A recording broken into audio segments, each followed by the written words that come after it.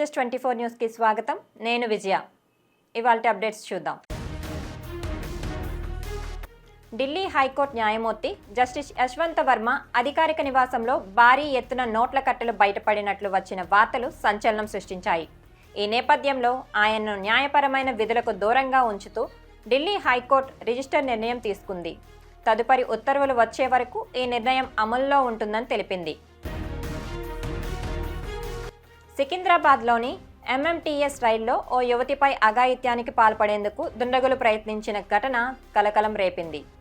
బాధిత యువతి MMTS రైల్లో ప్రయాణిస్తుండగా ఓ వ్యక్తి ఆమెతో అసభ్యకరమైనగా ప్రవర్తించాడు. తన ప్రాణాలకు ముప్పు ఏర్పడుతుందేమోనని భావించిన ఆమె భయంతో ట్రైన్ నుంచి దూకింది. తీవ్ర గాయాలు పాలైన ఆమెను స్థానికులు వెంటనే సమీప ఆసుపత్రికి తరలించారు. ప్రస్తుతం ఆమెకు ICUలో చికిత్స అందిస్తున్నారు. పోలీసులు కేసు నమోదు చేసుకుని దుండగుడి కోసం గాలింపు చర్యలు చేపట్టారు. రైల్లో CCTV ఫుటేజ్ను పరిశీలిస్తూ నిందితుడి వివరాలు సేకరించేందుకు ప్రయత్నిస్తున్నారు. విశాఖ రుషికొండ బీచ్లో బ్లూ ఫ్లాగ్ను పర్యాటన శాఖ మంత్రి కందుల దుర్గేష్ ఆవిష్కరించారు. కూటమి ప్రభుత్వం సహకారంతో బ్లూ ఫ్లాగ్ పునరుద్ధరణ జరుగుతుందని అన్నారు. బీచ్ నిర్వహణ లోపం, గత ప్రభుత్వం నిర్లక్ష్యంతోనే founder environment education blue flag సర్టిఫికేట్ను రద్దు చేసిందని మంత్రి ఆరోపించారు. అత్యంత ప్రతిష్టాత్మకమైనటువంటి రుషికొండ బ్లూ ఫ్లాగ్ బీచ్ని కొద్ది రోజుల గ్యాప్ తోటి పునరుద్ధరించుకునేటువంటి శుభ కార్యక్రమానికి ఈరోజు మళ్ళీ శ్రీకారం చుట్టడం జరిగింది. నిజానికి ఇక్కడ నిర్వహణ లోపం అంటూ ప్రత్యేకంగా ఏమీ లేదు, కానీ గత ప్రభుత్వం తాలూకు కొన్ని ఇబ్బందికరమైనటువంటి అంశాలు, ఈ నిర్వహణ విషయంలో కొన్ని ఇబ్బందులు కలిగిన సందర్భాన్ని దృష్టిలో పెట్టుకుని డెన్మార్క్ ప్రతినిధులు టెంపరీగా మాత్రమే దీన్ని ఉపసంహరించడం జరిగింది. అయితే ఈ ప్రభుత్వం యొక్క కమిట్మెంట్ చూసి కూటమి ప్రభుత్వం పర్యాటక రంగానికి ఏ స్థాయిలో సహకారం అందిస్తుందో గమనించి వారే మళ్ళీ దీన్ని పునరుద్ధరించే కార్యక్రమాన్ని ఇచ్చారు. దానికి సహకరించినటువంటి జిల్లా కలెక్టర్ గారు, వారి యంత్రాంగం, అదేవిధంగా పర్యాటక శాఖకు సంబంధించినటువంటి అధికారులందరికీ కూడా ప్రత్యేకంగా అభినందనలు తెలియజేస్తున్నాను. దాంతోపాటు రాబోయే రోజుల్లో ఏ రకమైనటువంటి ఇబ్బంది లేకుండా మా కమిట్మెంట్ ఏదైతే ఉందో బ్లూ ఫ్లాగ్ని కేవలం ఇక్కడికి మాత్రమే పరిమితం కాకుండా ఈ రాష్ట్రంలో మరిన్ని సముద్ర తీరాల్లో కూడా బ్లూ ఫ్లాగ్ని తీసుకురావాలనే ప్రయత్నం మేము ఏదైతే చేస్తున్నామో దాంట్లో భాగంగా రుషికొండ బీచ్ బ్లూ ఫ్లాగ్ని కూడా అత్యున్నత ప్రమాణాలతోటి కొనసాగిస్తామనేటువంటి మాటని సందర్భంగా తెలియజేస్తున్నాను. దానికి సంబంధించి గత ప్రభుత్వం తాలూకు విధానాలు కొన్ని లోపభూయిష్టంగా ఉన్నాయనేటువంటి మాట మనకు తెలుసు.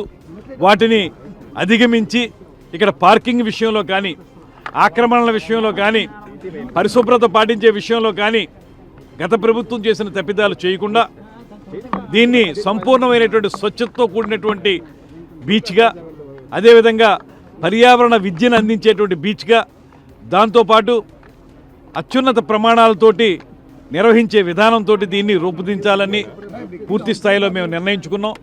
దాని ప్రకారం దీన్ని ముందుకు తీసుకెళ్తాం. ఇవాళ డెన్మార్క్ ప్రతినిధులు కూడా ప్రత్యేకమైనటువంటి ధన్యవాదాలు తెలియజేస్తున్నాం.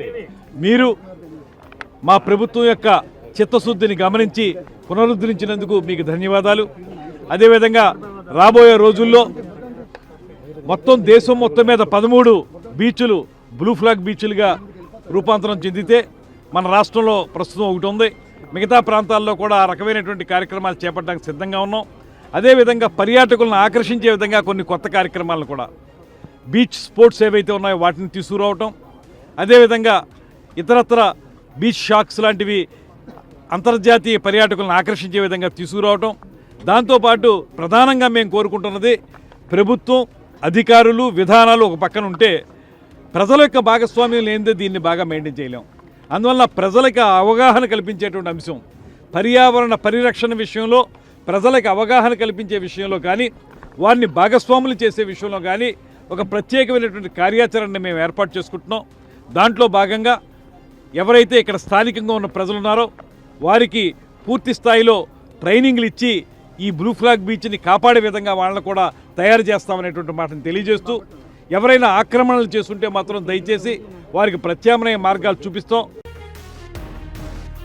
త్రిభాషా విధానంలో హిందీని మాత్రమే నేర్చుకోవాలని ఎవరూ చెప్పలేదని ఆంధ్రప్రదేశ్ ఉప ముఖ్యమంత్రి జనసేన అధినేత పవన్ కళ్యాణ్ అన్నారు. భాషను బలవంతంగా రుద్దడాన్ని తాను వ్యతిరేకిస్తానని తమిళనాడుకు చెందిన ప్రముఖ టీవీ ఛానల్కు ఇచ్చిన ప్రత్యేక ఇంటర్వ్యూలో ఆయన త్రిభాషా విధానం, లోక్సభ నియోజకవర్గాల పునర్విభజన, సమకాలీన రాజకీయాలపై తన అభిప్రాయాలను వెల్లడించారు. మాజీ సీఎం జగన్ మరోసారి కూటమి ప్రభుత్వంపై కీలక వ్యాఖ్యలు చేశారు.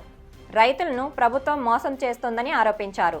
కష్టాల్లో ఉన్న రైతులను ఆదుకోవాల్సిన ప్రభుత్వం పట్టించుకోవడం లేదని జగన్ ఆవేదన చెందారు. రైతు భరోసా ఇవ్వకుండా రైతులను ఇబ్బందులకు గురి చేస్తుందని ఆగ్రహం వ్యక్తం చేశారు. తాము తిరిగి అధికారంలోకి వస్తామన్న జగన్ తమ హయాంలో రైతుల కష్టాలను పరిష్కారం చూపించామని చెప్పుకొచ్చారు. ఇదే సమయంలో ముఖ్యమంత్రి చంద్రబాబుకు జగన్ అల్టిమేటం జారీ చేశారు. శ్రీ సత్యసాయి జిల్లా పెనుగొండలోని క్యాంపు కార్యాలయంలో ముఖ్యమంత్రి సహాయ నిధి నుంచి అందిన చెక్కులను మంత్రి సవితమ్మ బాధితులకు అందజేశారు. పెనుగొండ, రొద్దాం, పరిగి, గోరంట్ల మండలాలకు చెందిన 35 మందికి సుమారు 34 లక్షల చెక్కును అందజేశారు. పేద ప్రజలకు అత్యవసర పరిస్థితుల్లోనే మెరుగైన ఆరోగ్య సేవలు పొందడానికి సీఎం రిలీఫ్ ఫండ్ నుంచి నిధులు ఎంతగానో ఉపయోగపడుతున్నాయని మంత్రి సవితమ్మ పేర్కొన్నారు. తెలుగుదేశం నాయకులందరికీ కూడా, ఇక్కడ హాజరైన సభ్యులందరికీ కూడా నమస్కారాలతో, ముఖ్యంగా ఈరోజు ఈ యొక్క సీఎం రిలీఫ్ ఫండ్ నుంచి అనారోగ్యానికి గురైన వాళ్ళందరూ కూడా ఈ 5 మండలాల్లో ఎవరైతే ఇబ్బంది పడి కష్టాలు పడి వాళ్ళు ఖర్చు పెట్టుకునే డబ్బులో మన ముఖ్యమంత్రి నిధి నుంచి మన గౌరవనీయులైన మంత్రి గారు మనకి ఈ చెక్కులు పంపిణీ చేశారు. ఇది చాలా సంతోషకరమైన విషయము. ఇకపోతే ఒక ముఖ్యమైన విషయం మీకు చెప్పాలనుకుంటున్నాను. ఇప్పుడు నా వయసు 69 సంవత్సరాలు. నేను రాజకీయాల్లో కూడా తిరిగినాను. 40 సంవత్సరాల నుంచి ఆఫీస్లో తిరిగినాను. ఈ ప్రభుత్వము ఈ యొక్క చెక్కుల పంపిణీ కార్యక్రమం నేను ఇంతవరకు కూడా ఎప్పుడూ చూడలేదు, ఇంత బాగా చేసిందన్నమాట. ఎంతో మంది వేరే ప్రభుత్వంలో ఇట్లా ఆసుపత్రికి ఖర్చులు పెట్టి లక్షలు ఖర్చు పెట్టేసి సీఎం రిలీఫ్ ఫండ్కి అప్లికేషన్ ఇవ్వాలన్నా కూడా కనీసం వాళ్ళకి అట్లా అవకాశం కూడా దొరకలేదన్నమాట. అక్కడ పోయి ఆ యొక్క ఎమ్మెల్యేలతో వాళ్ళతో మాట్లాడి అర్జీ ఇస్తామన్నా కూడా ఆ యొక్క అవకాశం కూడా లేదు.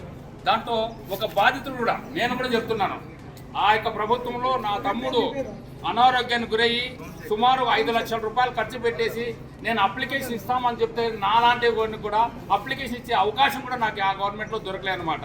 కానీ ఇప్పుడు ఇంతమందికి ఒక ఇంటి పెద్ద కొడుకుగా మన ముఖ్యమంత్రి గారు చంద్రబాబు నాయుడు గారు మనకి ఇంత సహాయం చేస్తున్నారంటే ఇది నిజంగా మనం చాలా అదృష్టంగా భావించాలి.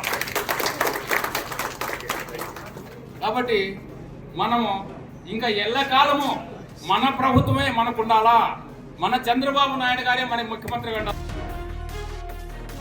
బెట్టింగ్ యాప్ల ప్రమోషనల్ కేసులో తెలంగాణ పోలీసులు విచారణ వేగవంతం చేశారు.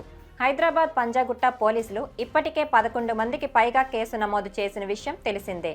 తాజాగా వైఎస్ఆర్సీపీ అధికార ప్రతినిధి శ్యామల పంజాగుట్ట పోలీస్ స్టేషన్ ఎదుట విచారణకు హాజరయ్యారు. పోలీసులు దాదాపు 3 గంటలకు పైగా ప్రశ్నించారు. అనంతరం మీడియాతో మాట్లాడిన ఆమె బెట్టింగ్ యాప్ల కేసులో పోలీసుల విచారణకు సహకరిస్తానని చెప్పారు. ఈ అంశం కోర్టు పరిధిలో ఉండడం వల్ల ప్రస్తుతం తాను మాట్లాడలేనని అన్నారు. కూటమి ప్రభుత్వం ఏర్పడిన 9 నెలలు గడిచినా ఇప్పటి వరకు పేదలకు ఇళ్ల నిర్మాణం, స్థలాల మంజూరుకు సంబంధించిన ఒక్క అడుగు ముందుకు పడలేదని సిపిఐ రాష్ట్ర కార్యదర్శి జి ఈశ్వరయ్య ఆరోపించారు. దీంతో పట్టణ గ్రామీణ ప్రాంతాల్లో సొంతింటి కల నెరవేర్చుకోవాలన్న ఆశ సామాన్య కుటుంబాలకు అందని ద్రాక్షగా మిగిలిందని వాపోయారు. పట్టణ ప్రాంతాల్లో 2 సెంట్లు, గ్రామీణ ప్రాంతాల్లో 3 సెంట్లు ఇంటి స్థలాలు ఇవ్వాలని అతను డిమాండ్ చేశారు.